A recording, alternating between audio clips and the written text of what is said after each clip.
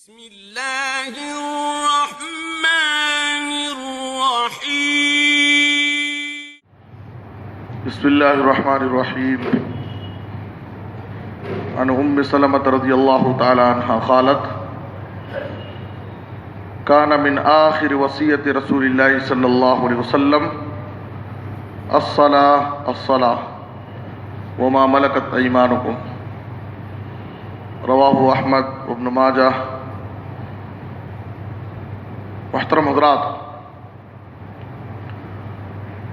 نبی صلی اللہ علیہ وسلم کی بعض وصیتوں کا تذکرہ آپ کے سامنے کیا گیا۔ آج کے درس میں آپ کے سامنے آپ صلی اللہ علیہ وسلم کی الوداعی وصیت، آخری وصیت جو آپ نے مرض الموت میں وفات سے پہلے اپنی امت کو کی ہے۔ مرض الموت میں آپ صلی اللہ علیہ وسلم نے وفات سے 4 دن پہلے جمعرات کو آپ نے 3 باتوں کی وصیت کی تھی۔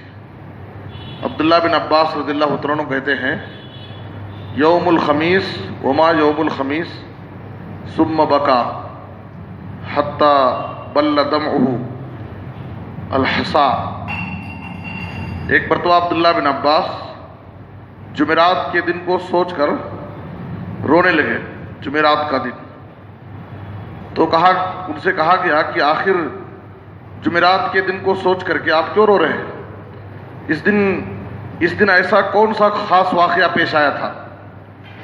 تو انہوں نے کہا اشتد برسول اللہ صلی اللہ علیہ وسلم وجعہ۔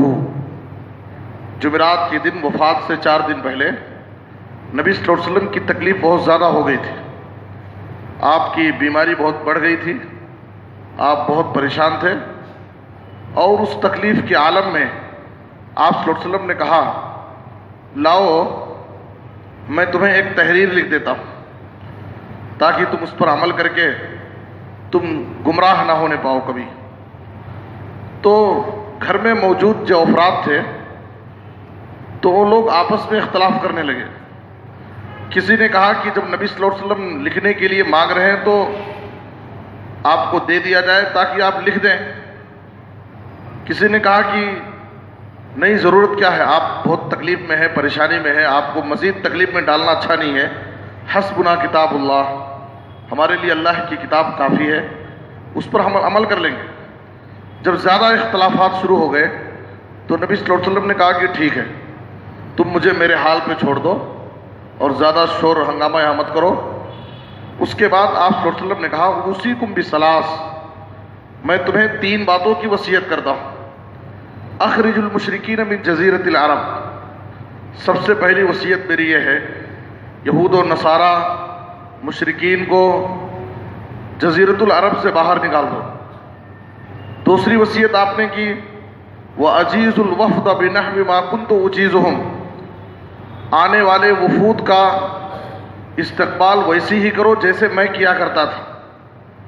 جب کوئی قوم، کوئی قبیلہ، کوئی وفد تمہارے پاس، کوئی جماعت کہیں سے آتی ہے تو تم ان کا حق ادا کرو، ان کی ضیافت کا اہتمام کرو۔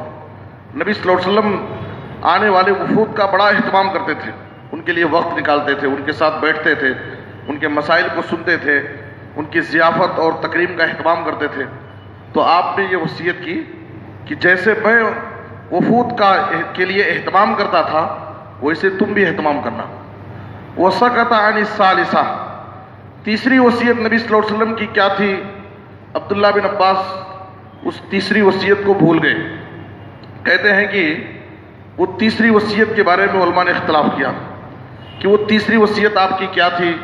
بعض علماء نے کہا کہ وہ لشکر اسامہ کی روانگی کی وصیت تھی، بعض علماء نے کہا کہ کتاب اللہ پر عمل کرنے کی وصیت تھی، بعض علماء نے کہا کہ الصلاۃ الصلاۃ وما ملکت ایمانکم، نماز کی تاکید اور غلاموں کا خیال رکھنے کی وصیت تھی۔ تو بہرحال یہ جمعرات کا دن تھا۔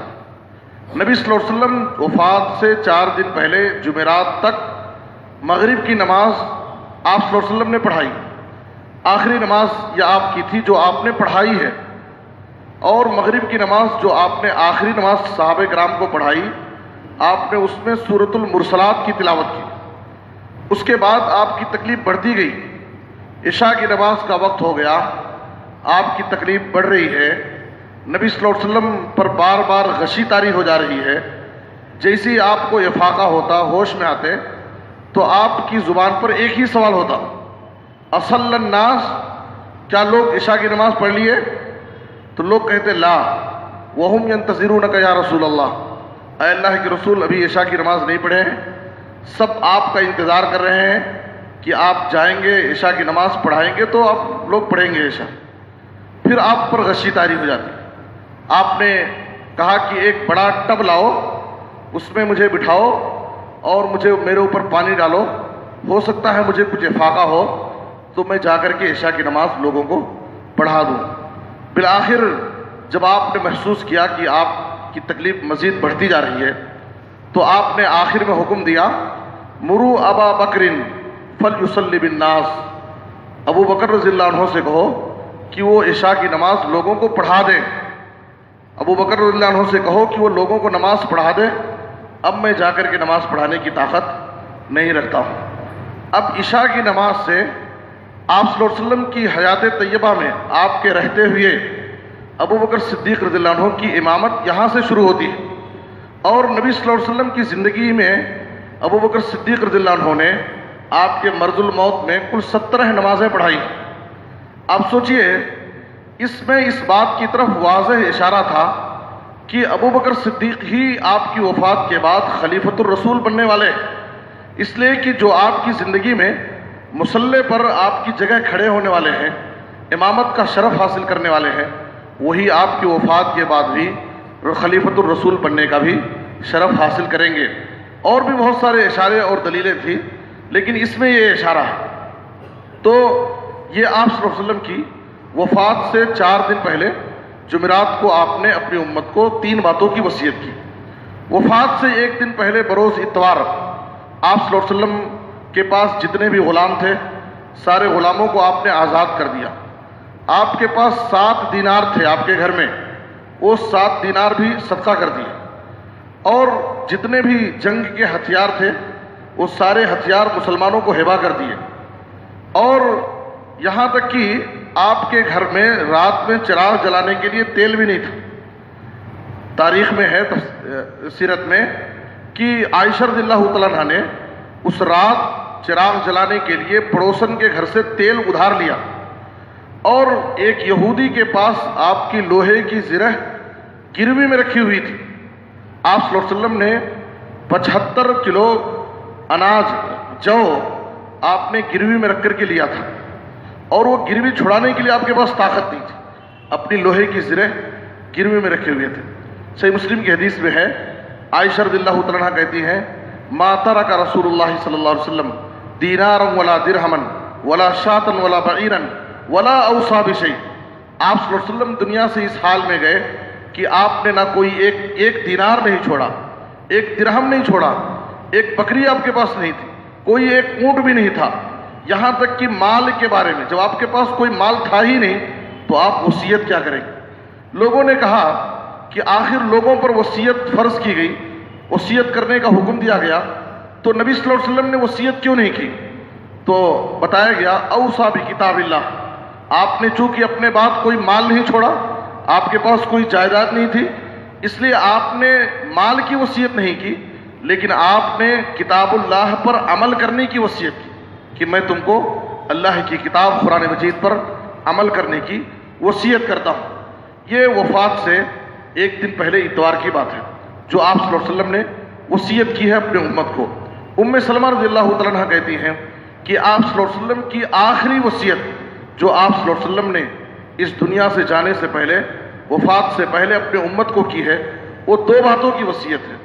الصلاۃ الصلاۃ وما ملکت ایمانکم, اے لوگوں نماز کی فکر کرو, نماز کا خیال رکھو, اور اپنے غلاموں, خادموں اور اپنے ماتحتوں کا خیال رکھو. اب آپ سوچئے کہ آپ صلی اللہ علیہ وسلم کی امت کے نام یہ آخری وصیت, آپ صلی اللہ علیہ وسلم کے نزدیک آپ کے دل میں نماز کی کتنی فکر ہے اور غلاموں اور ماتحتوں کی کتنی فکر ہے. اپنے ماتحتوں پر ظلم مت کرو, کسی کو اس کے حق میں حق تلفی مت کرو. وہ تمہارے بھائی ہیں، اللہ نے ان کو تمہارے ماتحت بنایا ہے. جب تم کھاؤ تو ان کو بھی کھلاؤ، جب تم پہنو تو ان کو بھی پہناؤ، جب تم جو بھی ان کو ان کی طاقت سے زیادہ کسی کام کا مکلف مت بناؤ. کوئی مشکل کام ان کے اوپر مت ڈالو. اگر کوئی مشکل ذمہ داری ان کو دو تو تم بھی اس میں ان کی مدد کرو. اور آپ صلی اللہ علیہ وسلم نے غلاموں، خادموں، نوکروں کے بہت سارے حقوق بیان کیے. نبی صلی اللہ علیہ وسلم ہر طرح سے ان کا خیال کرتے تھے.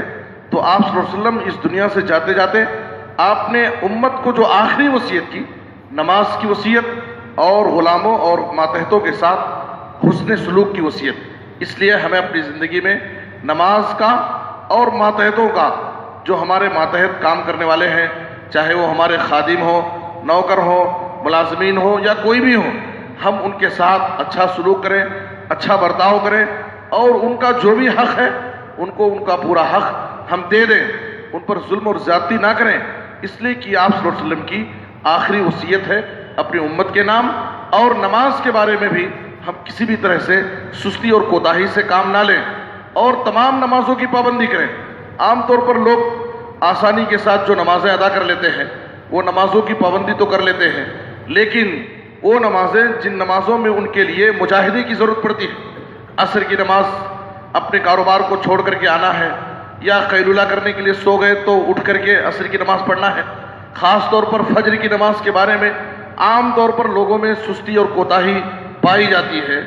جمعہ جیسا فضیلت کا دن ہے، آج 2.5 صف ہم لوگ نماز پڑھے، 2.5 صف نماز ادا کی گئی ہے. آپ دیکھیے نماز کے تعلق سے جمعہ کے دن جمعہ کی نماز میں پوری مسجد تنگ ہو جاتی ہے. لوگ کہتے ہیں کہ آخری سیڑھیوں کے پاس لوگ کھڑے رہتے ہیں، وضو خانوں کے پاس 20-30 لوگ کھڑے رہتے ہیں، یہاں تک کہ چھت کے اوپر جانا پڑتا ہے. آخر جمعہ کے دن اتنے سارے مصلیان آتے ہیں تو کم سے کم جمعہ فجر کی نمازوں میں، دیگر نمازوں میں اگر جمعہ کے دن پوری بستی سے، شہر سے لوگ آتے ہیں تو کم سے کم اس مسجد کے جو خاص مصلیان ہیں، اس مسجد سے جڑے ہوئے جو مصلیان ہیں، ان کو اس دیگر نمازوں میں ضرور حاضر ہونا چاہیے. فجر کی نماز میں لوگوں میں بڑی سستی اور کوتاہی پائی جاتی ہے. آپ غور کیجئے کہ نبی صلی اللہ علیہ وسلم کی یہ آخری وصیت ہے اپنی امت کے نام کہ نمازوں کا ہمیشہ خیال رکھو، نماز کے بارے میں ذرا بھی سستی اور کوتاہی مت کرو. اور قیامت کے دن سب سے پہلے ہم سے اسی نماز کے بارے میں حساب ہونے والا ہے. اگر یہ پہلا حساب میں اگر ہم کامیاب ہو گئے تو سمجھیے کہ اگلے حساب میں ہمارے لیے کامیابی ہوتی جائے گی. اگر پہلے حساب ہی میں ہم پھنس گئے تو اگلے حساب ہمارے لیے اور مشکل ہوتا جائے گا. تو اس لیے 5 وقتہ نمازوں کی ہم پابندی کریں، سفر میں ہو، حضر میں ہو، ہر حال میں، صحت میں ہو، بیماری میں ہو، ہر حال میں نماز کے بارے میں ذرا بھی ہم سے سستی اور کوتاہی نہیں ہونی چاہیے. اللہ سے دعا ہے کہ اللہ تعالیٰ ہمیں نبی صلی اللہ علیہ وسلم کی اس وصیت پر کما حق عمل کرنے کی توفیق عطا فرمائے اور کتاب و سنت پر عمل کرنے کی توفیق دے. آمین. تقبل یا رب العالمین. وصلی اللہ علی نبینا محمد و آلہ وصحبہ اجمعین.